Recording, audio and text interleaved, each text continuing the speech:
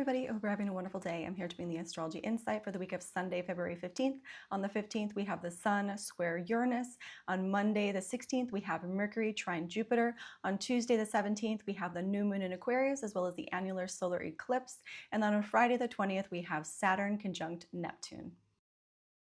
On Sunday, February 15th, we have the Sun in Aquarius square Uranus and Taurus going exact at 11:01 p.m. Central Time. So we'll feel this energy building up all day. So we want to take it easy today because this is an energy that brings tension. It brings upsetting experiences because as things are changing, our norms, our habits, our standards, as they change in this ever dynamic environment, we really need to honor who we are and what we represent to the community, what we represent to the people in our lives. And we want to hold it together so that we are not falling down in times when people perhaps need us to stand up and really stand strong. So just know that today there can be upsetting experiences, there can be tension, because there can be this sort of revolutionary spirit that perhaps is a little bit wily today. So there can be a lot of tension, and we just want to make sure that we're honoring who are we in these dynamics, how do we want to be seen, and are we holding it together.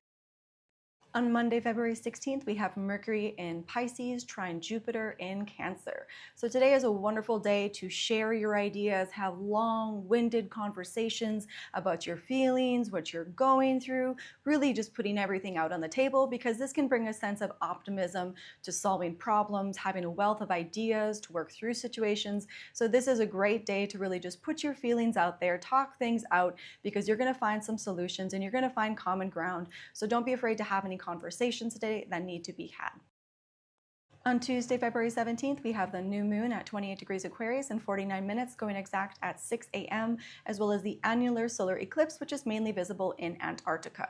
So under a new moon, we feel that invitation of where our life is moving forward. When we have a solar eclipse, we feel like things happen out of time, that we're being very strongly pulled in a very specific direction as we are being kind of booted away from another area of our life.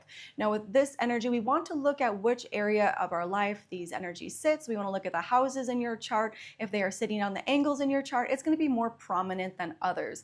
But this is an opportunity to really recognize, where do you feel like you're being pulled to represent something within the community? Who are you? What do you represent energetically to the community? What are your opinions about the future? What are your opinions about what's happening to the collective? This is a time to really get settled in that energy and see where it's pulling you forward in a new direction, in a new light, because when we have this new moon, it is ruled by Saturn in Aries, which is in fall.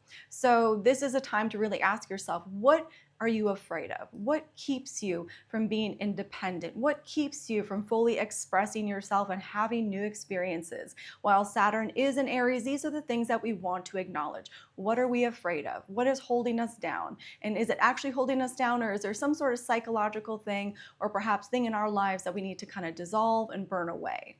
Now, what's nice about this day is that we do have Venus conjunct the North Node. So this brings sort of a tender energy. This happens at 7:43 a.m.